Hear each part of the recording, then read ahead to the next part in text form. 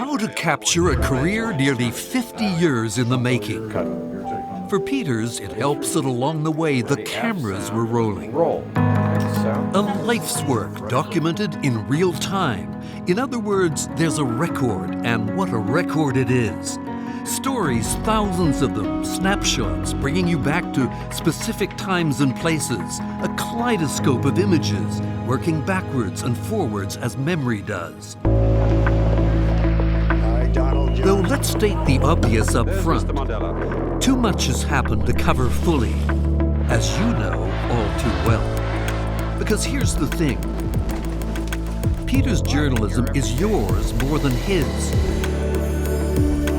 He helped report stories, you lived through them.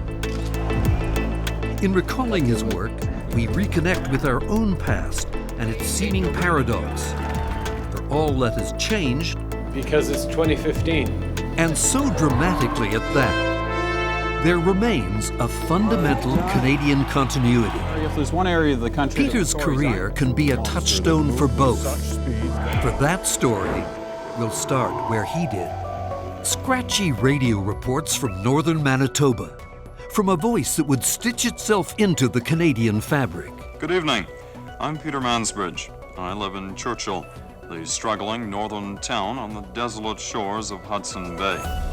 A first employment document gives no inkling of the career to come, just another casual hire, use as needed for the radio service or on television. The sale was announced last week by the Minister of Public Works, Mr. Borowski. On the other side of this river is International Falls, Minnesota.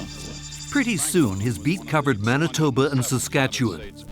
But digging, sometimes in the dirt of local stories, got him noticed. Pig farming isn't an easy business. For one thing, it smells, and it smells a lot. The industry questions the dependability of future Saskatchewan potash deliveries. And so it was on to Ottawa, to a news bureau teeming with no-nonsense journalists.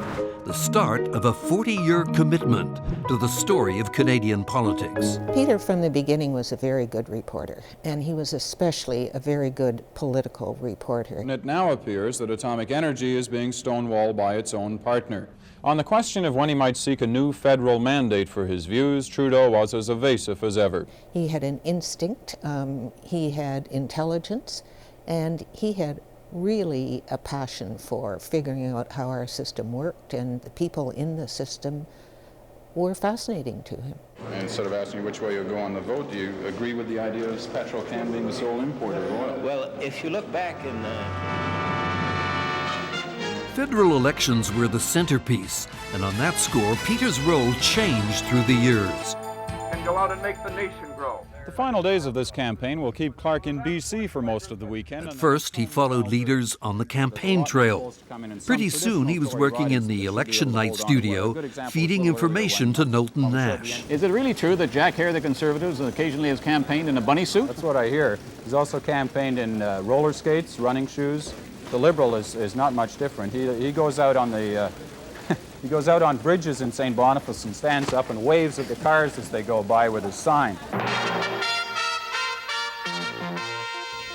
I'm Knowlton Nash with CBC News. Good night. After Knowlton retired, Peter, as chief correspondent, began to drive CBC's election coverage himself. I'm Peter Mansbridge. Let's bring you right up to date. David Halton, our chief political correspondent, has watched a lot of elections. Peter on election night was amazing to watch.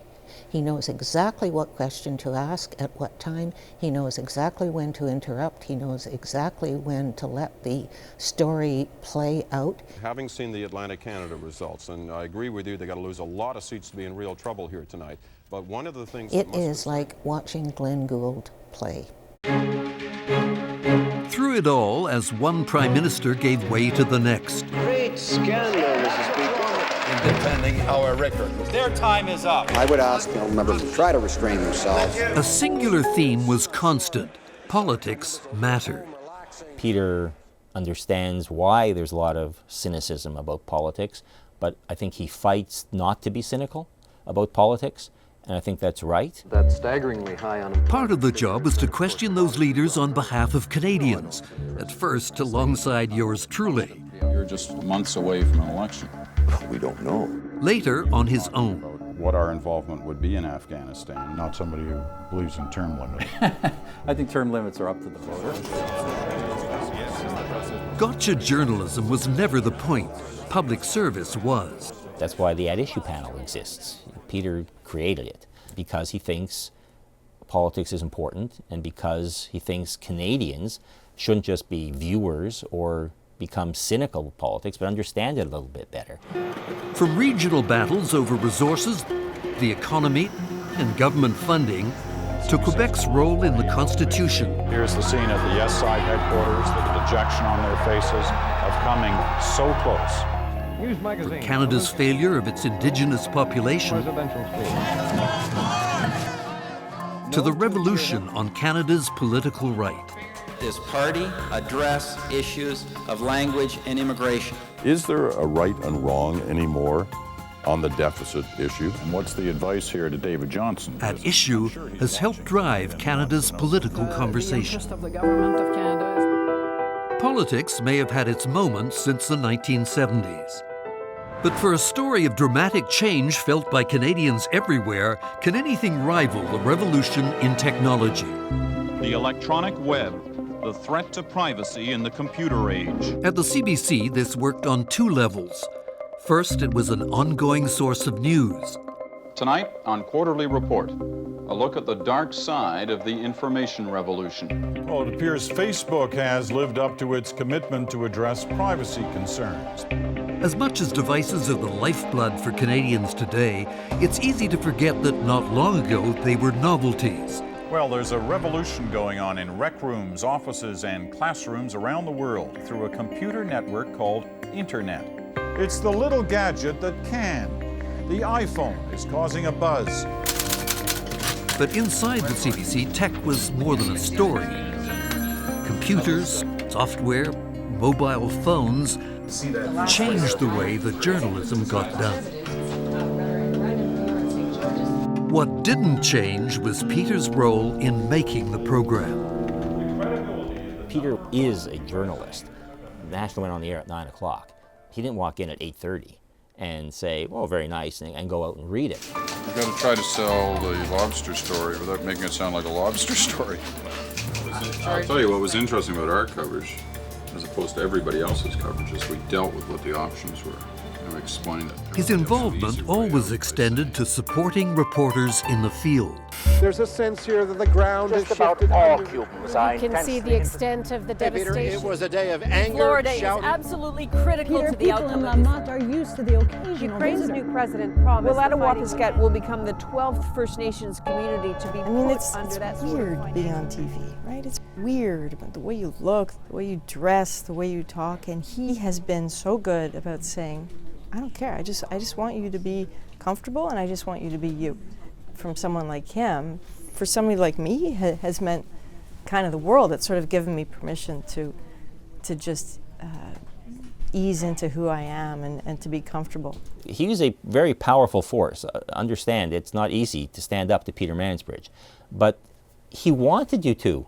He wanted to discuss what the National would look like. What he wanted it to look like was a public broadcaster. So when Peter got the job, I phoned him up to congratulate him, and he said to me, I'm thinking of what I should say on my sign-off, and here's what I'm thinking. Thank you for watching. And I thought, that's perfect, because Peter had always been someone, and is always someone, who really sees the audience as part of journalism, as part of what journalism is about. This was a 5-story building. What people don't know, whether there's anybody alive in there.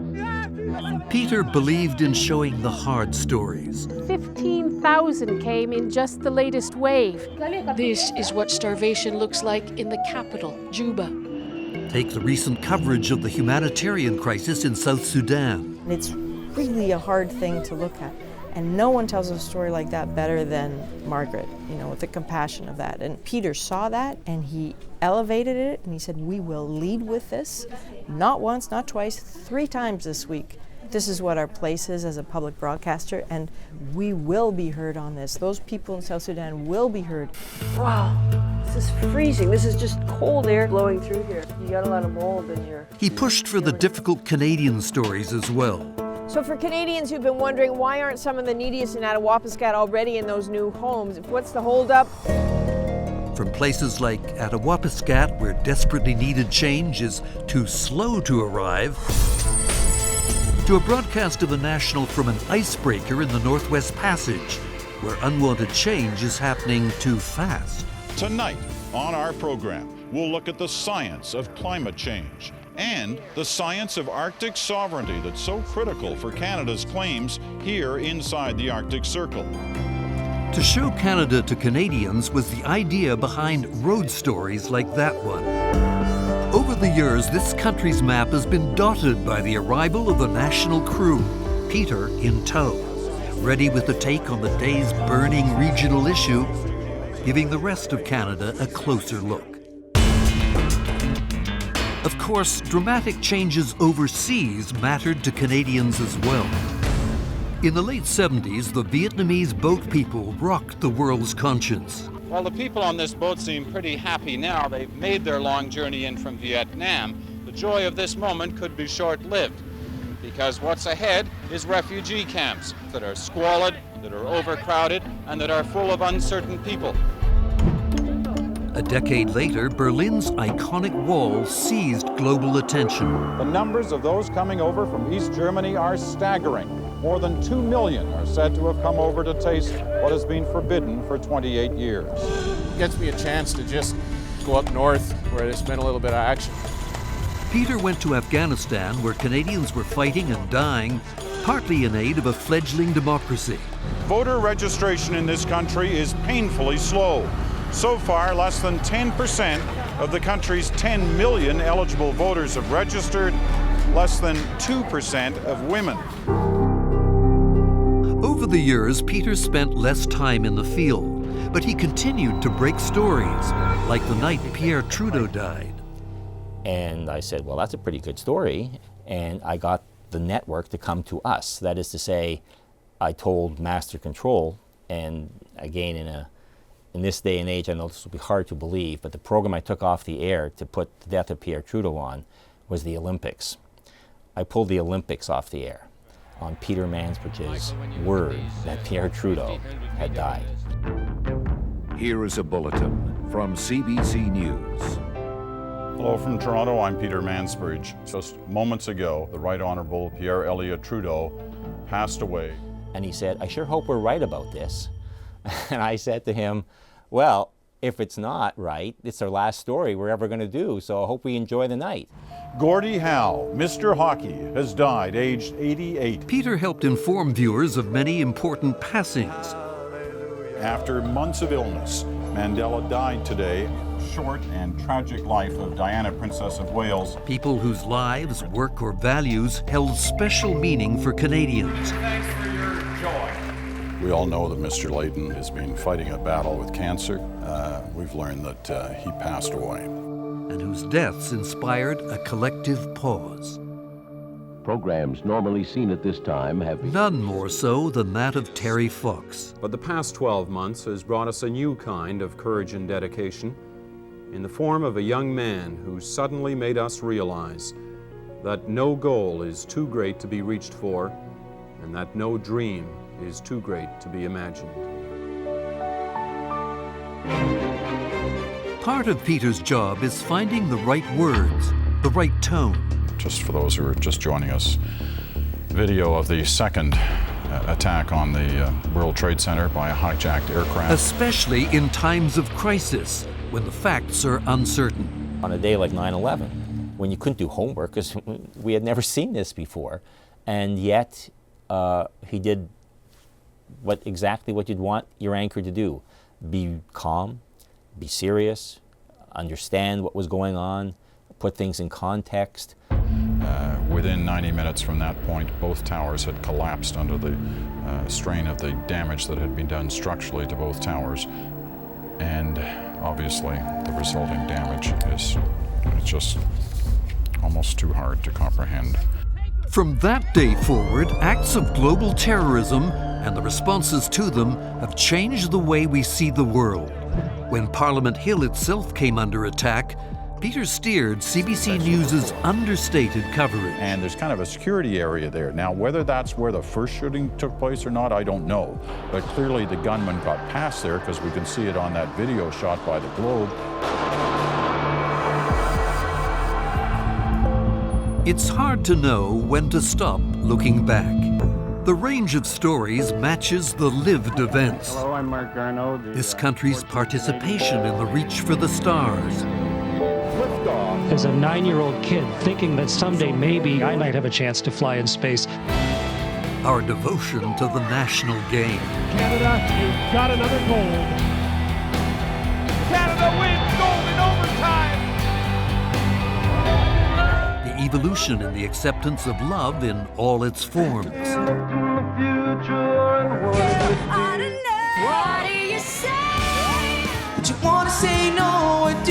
The artistry of musicians, proudly exported to the world. Got to your house this morning. How deeply their work and their lives touch us here at home. Until the next time, Gord. A little kiss. Yeah.